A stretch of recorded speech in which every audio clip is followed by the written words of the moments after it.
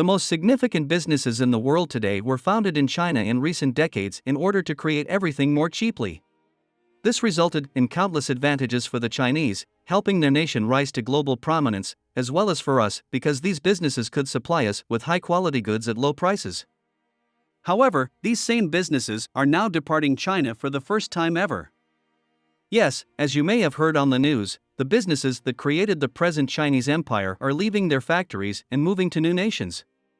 Many people think that this is because of China's strict anti-VED laws, which are halting output. But the truth is that there are much more intricate explanations, which is excellent news for some nations like Mexico. That's correct, Mexico is one of the nations that will benefit from this change. But is China going to die now, and why are businesses fleeing China?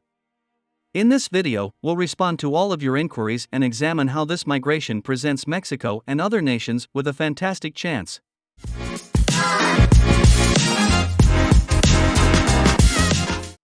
You may have heard that China has recently been experiencing one of its most challenging years in recent memory.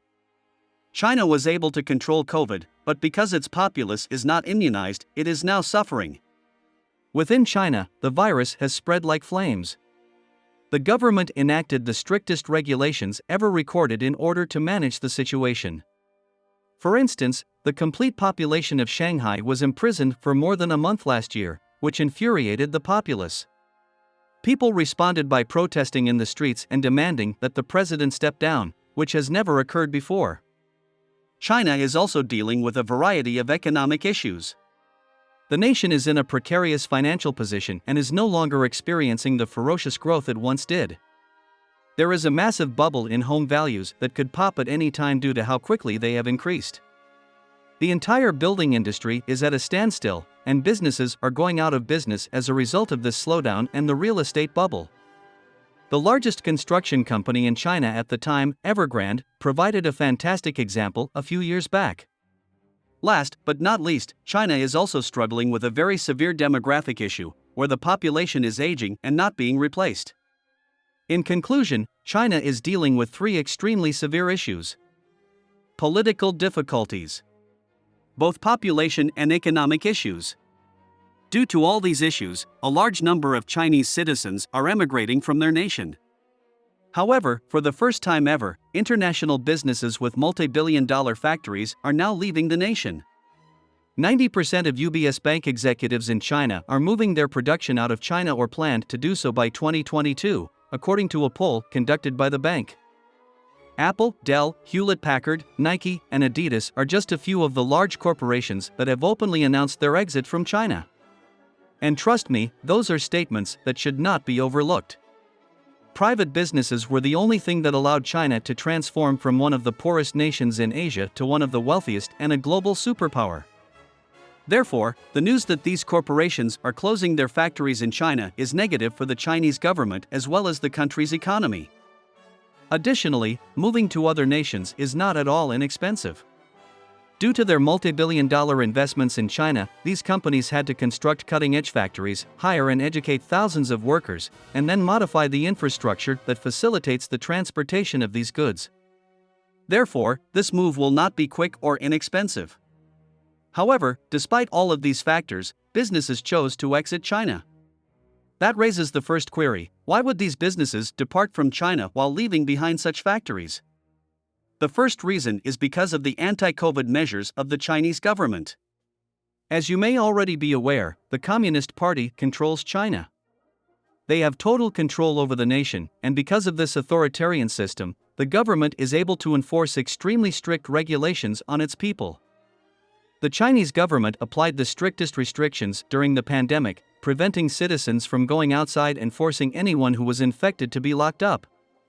At the start of the pandemic, this strategy was effective, and Chinese society returned to normal as everyone else struggled. However, the Western population was immunized when we created the solution, whereas the Chinese chose to use their own, unsuccessful, version of it. So now the epidemic has spread to China once more.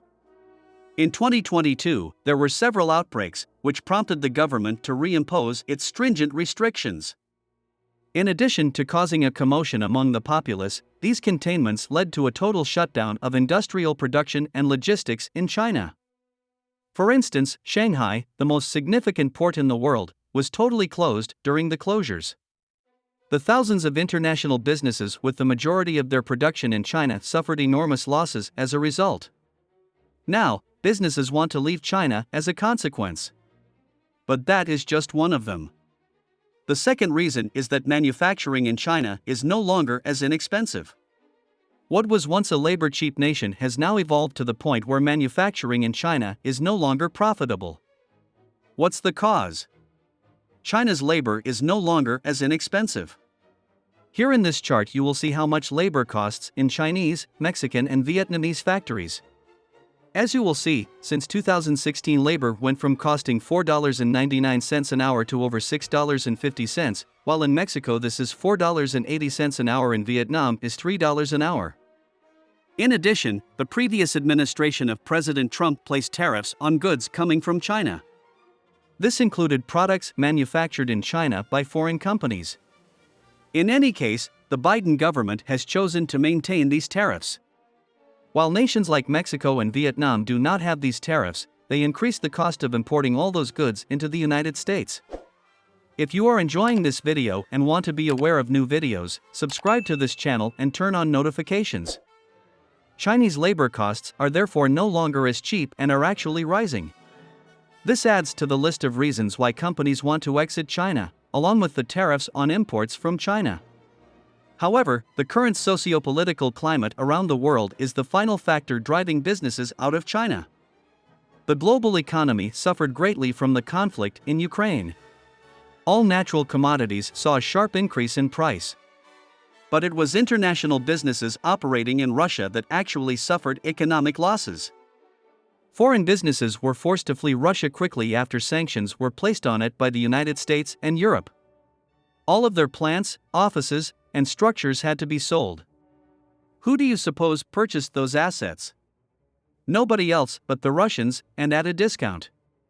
Therefore, the war had a significant impact on international businesses that had operations in Russia, and they don't want it to happen again.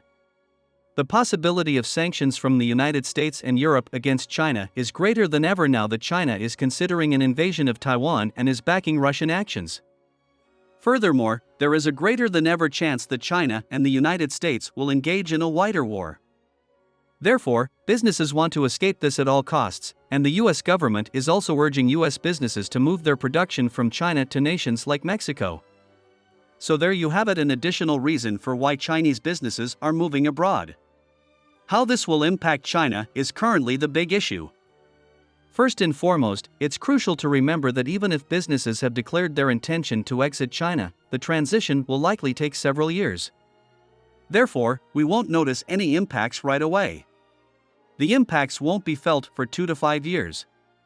It won't be simple to take that production with the businesses even if they have made the decision to leave. Even if businesses sell their factories, it will be very difficult for them to transport the money out of China due to some of the strictest restrictions on capital outflow. The most likely outcome is that these businesses will continue to produce in China, but at a reduced rate. To do this, they won't invest in expanding their factories. Instead, they'll likely produce small quantities of goods in China, then ship them to Vietnam or Mexico to be finished there. Therefore, despite the fact that all of this migration sounds terrible for China, the economic impact won't be as severe as has been suggested. Last but not least, a significant issue that comes up is which nations will gain from such migration. In regards to corporate emigration from China, there are currently 2 trends. The first step is to search for nations with inexpensive labor, the required logistical infrastructure, and factory working experience. Vietnam, India, Bangladesh, Indonesia, and Thailand all satisfy these criteria. Business immigration from China will have a significant positive impact on these nations. However, there is another trend, known as nearshoring. Companies are under pressure to relocate the production of essential components to the United States. In this instance, they typically mean microchips and other electronic parts. In the era of the internet, micro are the new oil. That's correct. When making all kinds of devices, microchips are by far the most intricate and crucial parts. These microchips are necessary for virtually everything electronic, including computers, iPhones, and automobiles. The lack of microchips has been a major worldwide emergency during the pandemic. Almost no electrical product can be produced without these chips, and sadly, a large portion of these microchips are produced in China and Taiwan. The US government now desires that those processors be produced in North America, and Mexico will stand to gain significantly from this.